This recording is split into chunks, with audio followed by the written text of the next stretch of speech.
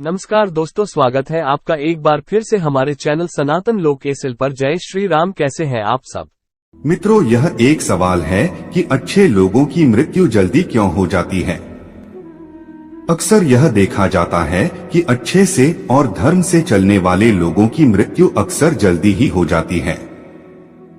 आइए जानते हैं इस सवाल का जवाब।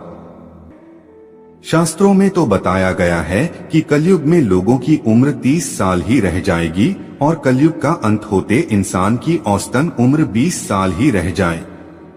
मित्रों, धर्म कोई सा भी क्यों ना हो, हर किसी में यही बताया गया है कि जिसने इस धरती पर जन्म लिया है उसकी मृत्यु निश्चित है। और अगर बात सनातन धर्म की करें तो इसकी एक मान्यता के अनुसार बच्चे के जन्म की छठी रात ही ब्रह्मा जी उसकी किस्मत लिख देते हैं, जिसमें उसके आने वाले कल जैसे विवाह, पढ़ाई, नौकरी, यहाँ तक कि मृत्यु की तारीख तक शामिल होती है। यह निर्णय तो भगवान ही करते हैं कि किसकी उम्र कितनी है। आपने यह कहावत भी जरूर सुनी होगी कि जितनी चाबी भरी राम ने उतना चले खिलौना। दोस्तों, इस कहावत में साफ है कि किसकी मृत्यु कब होनी है यह तो भगवान ही तय करते हैं। वैसे तो अच्छे लोगों की मृत्यु जल्दी हो जाने के पीछे कई कारण हैं, लेकिन पहला कारण समझने के लिए आपको यह जानना होगा कि हम जो कुछ भी इस जन्म में करते हैं उसका जवाब हमें ऊपर यमराज को देना होता है। अगर उसके पाप का पलड़ा भारी होता है तो उसे नरक में यातनाएं काटनी पड़ती हैं, और अगर पुण्य का पलड़ा भारी हो तो उसे स्वर्ग का सुख मिलता है। और यही चक्र कई युगों तक चलता रहता है, जब तक उसे मोक्ष की प्राप्ति नहीं हो जाती। इस मृत्युलोक में हर कोई अपने किए की सजा ही भुगतने के लिए आता है। अब यही पुण्य आपकी मृत्यु की तारीख को भी बदल देते हैं। जिस तरह से एक जज जेल में रहने वाले कैदी के व्यवहार को देख उसकी सजा कम कर देता है, ठीक उसी तरह भगवान भी देखते हैं कि इंसान मृत्युलोक में जाने के बाद अच्छे कर्म कर रहा है और उसे अपने किए की सजा मिल चुकी है। और जब उन्हें लगता है कि अब उसे मृत्युलोक में नहीं रहना चाहिए, तब वो उसे बुला लेते हैं। भगवान के दंड विधान के अनुसार हर व्यक्ति को केवल उतना ही दंडित किया जाना चाहिए जितना उसके पाप किया है। अब क्योंकि अच्छे लोगों के पाप कर्म बुरे लोगों के पाप कर्मों की तुलना में अधिक होते हैं, इसलिए अच्छे लोग अपने पापों का फल जल्दी ही भुगत लेते हैं। हिंदू धर्म में मान्यता है कि भगवान हर अच्छे आदमी को किसी न किसी उद्देश्य के साथ ही इसे मृत्युलोक में भेजते हैं, और भगवान का अपना अवतार उन्हीं उद्देश्यों में शामिल है। इसीलिए जब वो उद्देश्य जल्दी पूरे हो जाते हैं तब भगवान उन्हें वापस बुला लेते हैं।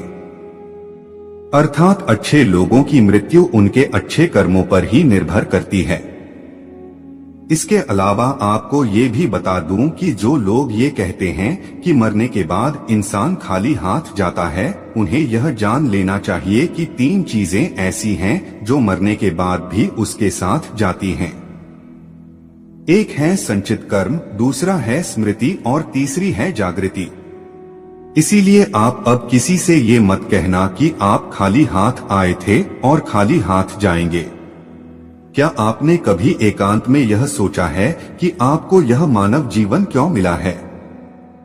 तो दोस्तों, महाभारत में युधिष्ठिर महाराज के एक प्रश्न के उत्तर में भीष्म पितामह ने कहा था कि मनुष्य से बढ़कर कोई भी जीव नहीं है।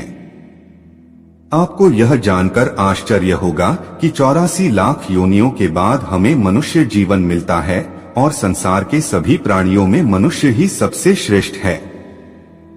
इसकी वजह है मनुष्य में सत्य एवं असत्य का विवेक कराने वाली हमारी बुद्धि का होना।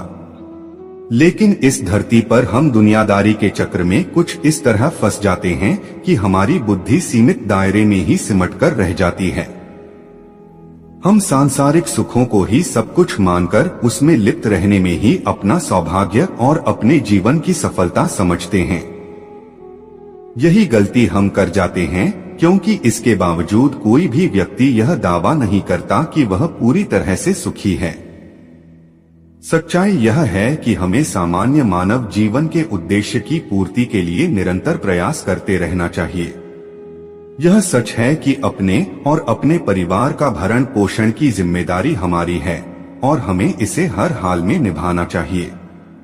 लेकिन क्या आपको यह मालूम है कि आप कहां से आए हैं और आपको कितने दिनों तक या कितने सालों तक इस जगत में रहना है और आपकी मंजिल क्या है? तो इन प्रश्नों के उत्तर में ज्यादातर लोग यही कहते हैं कि पता नहीं, ऐसे लोग बड़े ही अजीब होते हैं। वो यात्रा तो कर रहे होते हैं पर यात्रा के संबंध में उन्हें कुछ जानकारी नहीं होती। उन्होंने मानव जीवन पाया है लेकिन उन्हें अपने जीवन का लक्ष्य मालूम नहीं होता। हमारे आपके जीवन का मतलब है एक उद्देश्य खोज लेना और अपने भीतर शांत रहना। कहा गया है कि मनुष्य आनंद लोक का वासी है और आनंद के परमधाम तक पहुंचना ही उसके जीवन का एकमात्र लक्ष्य भी है। इसलिए मनुष्य को इस संसार की मृग मरीचिका से निकलकर भव्य जीवन की प्राप्ति के लिए साधना के मार्ग को अपनाकर अपने गंतव्य को पहचानना चाहिए।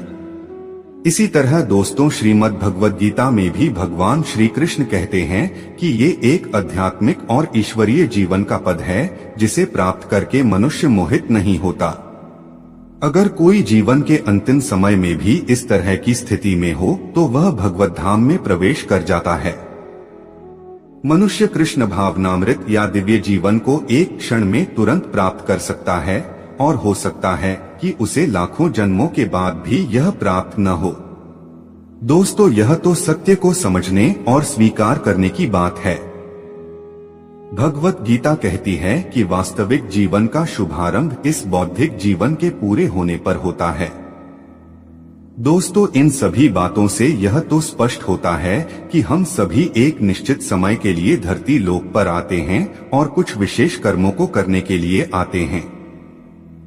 जब हमारे कर्म पूरे हो जाते हैं और इस जीवन के लक्ष्य प्राप्त हो जाते हैं तो प्रभु हमें परलोक में एक सहज जगह प्रदान करते हैं।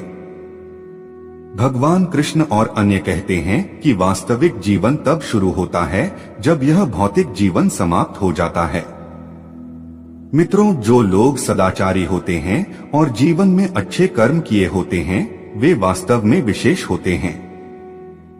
जब उनकी मृत्यु का समय निर्धारित हो तो दोस्तों उनको इस दुनिया को छोड़कर आगे की यात्रा जारी रखनी होती है। तो दर्शकों, उम्मीद करता हूं कि आपको हमारी ये वीडियो पसंद आई होगी और पसंद आई हो तो ज्यादा से ज्यादा लाइक और शेयर करें। साथ ही ऐसे ही और धार्मिक कथाओं के लिए सनातन लोक SL अभी सब्सक्राइब कर लें। आज के लिए इतना ही। आपका बहुत बहुत धन्यवाद।